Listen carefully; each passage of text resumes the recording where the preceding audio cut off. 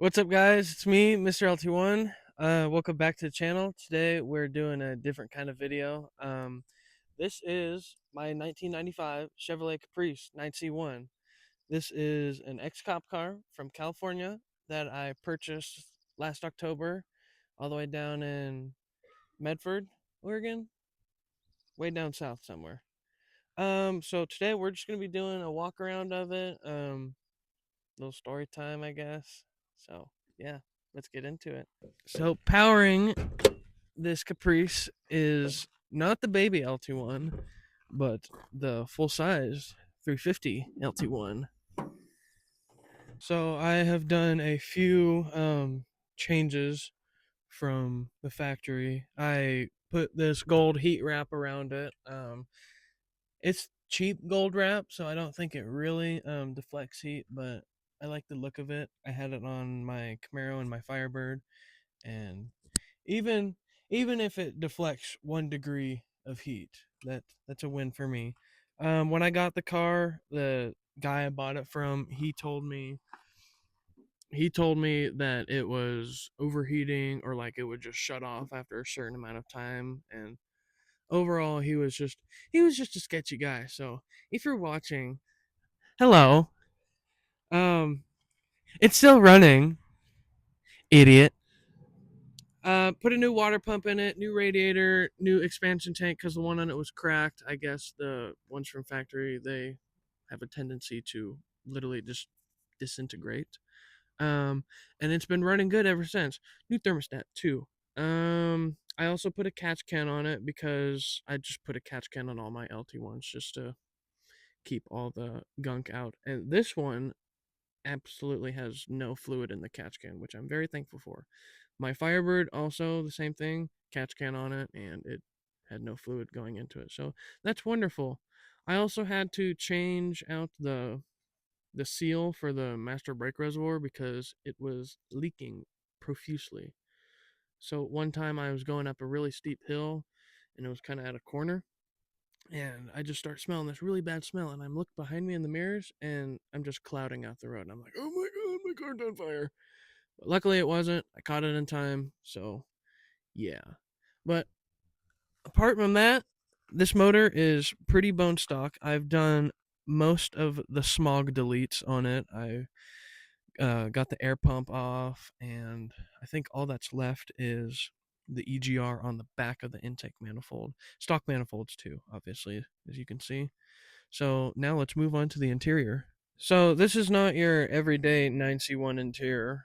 Most of the ones that you see are blue and leather, but it was trashed when I got it. The floors were absolutely ruined. It does still have the stock carpet. I tried saving it, and it turned out okay. But in the back seats, it was absolutely ruined. I've got a lot of stuff covering it up, but in each footwell, it was just completely like stained, and I think like a bottle of like vape juice leaked out.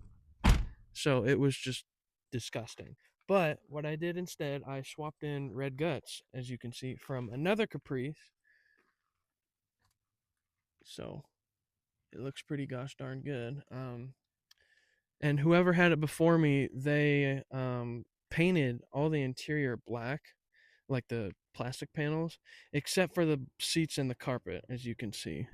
So I'm still debating if I want to dye this carpet to match this color, or just leave it, because I don't know. I'm not really. It's not like a main focus right now. I'm kind of just trying to focus on the mechanics and making sure everything is mechanically sound. But as you can see, it still has the spotlight. Well, not still. When I bought the car, it didn't have it. I had to source that, and this grommet piece, I had to outsource that too from another 9C1. So thank you to that guy who mailed me this piece. I think the doors, they aren't the original cop car doors, because both on each side, the moon cutout, I'm calling it the moon cutout because it's half moon. I had to cut that out because on each side, this is what it looked like when I bought the car. They had like filler plates welded in, or However, oh hi Danny. Yes, light bar. I have a cover on it that says "out of service" to keep the piggies off my tail, and it definitely does help. So some backstory for this light bar. Me and Danny, we were on our 3-year anniversary in Long Beach, Washington, and there's this thrift store that we check out every year. It's this huge like ramshack, like it's like a big warehouse that's literally like falling apart on the outside. It's very, I don't know. I don't know how to describe it. It's very old, very, the vibes are vibing, yeah, what she said. So we're going there, we know we do our normal search, and in one of the back areas of this whole building, there's these two doorways that lead into like overstock, like storage or just stuff that's not on the sales floor. Um, and I'm looking and I spot this just standing up in the corner, and I'm like, oh my gosh, no way! Like, kind of just lose my shit and geek out for a second. And so I told Danny, I'm like, I need this. This thing is coming home with me today. And so we make a deal. She found a fish platter, like this very like 90s, early 2000s, like kitchen set with a fish theme. I don't know. I'll probably put a picture up here. Um, so we came to the agreement if she could get that, then I could get this. And okay, so I go to the main desk and I talk to the guy. I was like, so there's so and so in the back, and I was like, wonder if it's for sale. And he's like, show me. So we walk to the back, and so there's a bunch of furniture like blocking the doorway, so like people don't get back there and steal stuff. So we move all that stuff out of the way, and I grab it, and well, first of all, I ask him like, would you sell it to me? He's like, yeah. So I'm like, I offer him 100, and he's like, okay. And then thinking back to it, I'm like, I probably could have offered him less, but for the condition that this is in, all the lights work, all the features work for $100. I think that's a pretty fair price. Um, that's usually what, and it had no feet, no brackets either. I had to outsource those from eBay. Um, so yeah, that's the backstory behind this. Everything works on it, which is very nice. I haven't permanently wired it up yet, so that'll have to come in the future. I was thinking of putting like a police center console in this, but since it's a bench seat, it's not really doable. So I think I might just tuck the wires neat and then put like a single switch on the dash that just powers everything. Or I don't know. It's not the main focus right now. So moving on to more of exterior stuff. The wheels that I got on it were absolutely hideous. They were like these 18 by 10s, like I don't know, like Chip Foose knockoffs. Like that's like the closest thing I can describe them to. They were But so I was fucking gonna ugly. keep them on the car because they had almost brand new tread and they were in pretty decent condition. They weren't dry rotted or anything. But the more I owned this car, I was thinking, you know what? I want to go for a more true 91 like stock appearance. I don't know, just nothing like build out or I don't know. So I went with these OEM N97 wheels, which are 15 by 7. And my ideas for the future when I kind of start heavily more modifying this car is I want to fill out the wheel wells really badly. Um, right now, it's got a 225 70 15 up front, which is pretty decent. Very comfy going down the road. It's super comfy. Um, but I'm thinking 255 up front, 275 in the back. Sidewall, probably a 60. I think 55 or 50 would be a little too small. Um, there's a picture I'll put up here of one I found on an Impala forum. That's kind of what I'm going for. But since these wheels all around are 15 by 7s, you really can't fit a 15 by or a 275 on a 15 by 7 wheel. It's just, you can, but it's just it doesn't ride good. So I need a 15x8 for the back, but since these are 15x7s, that's not going to work. So my other thought was to get a Chevy truck rally wheel, which is kind of like this. It's like a Steely, but instead of circle holes, they're like little thin rectangles. And I was thinking that, but I was like, no, maybe I could get another set of these and just widen them to 15x8s. But I don't know anybody that would be able to widen them for me and do a good job of it, because obviously I wouldn't want welds to break while I'm going down the road and I'm just anyways, the front bumper obviously is not stock. It's a smoothie bumper, as people call it, or that's what the old heads tell me. But that's what came on the car when I got it. It's decent. I don't know. The big holes that are in front, I'm thinking of putting like light pods there, like big yellow fog lights. I don't know. Or big cooling ducts for the brakes, but I don't plan on doing any heavy, serious, sporty driving where I would need brake cooling ducts. Moving to the back, again, it's got the smoothie bumper. When I bought the car, it didn't have all the stitch work on it. That is made by yours truly, me.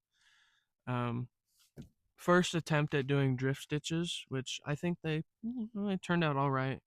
Um, Obviously, I'm not gonna like Bondo and plaster this all up to make it look good. I was just, you know what? I'm just gonna do this. I think it looks cool in my opinion. Kind of like a drift car kind of look, since this is an aftermarket bumper. Let's just drift stitch it up, whatever. So I did that, and then I put the cool bumper sticker on, not on the bumper, trunk sticker. I found that at another thrift store. Um, yeah, that's about it for exterior, guys. Let's get a little exhaust clip going. We're just gonna try it right in the exhaust.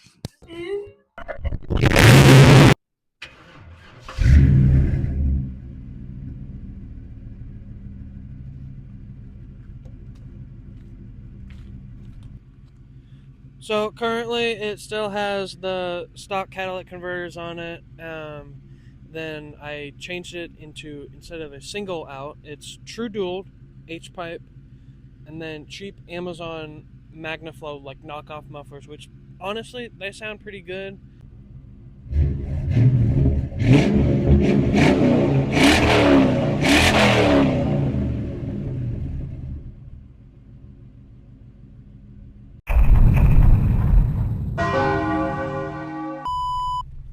So for stock 9C1 suspension, I think this thing does pretty good for after 30 years of abuse.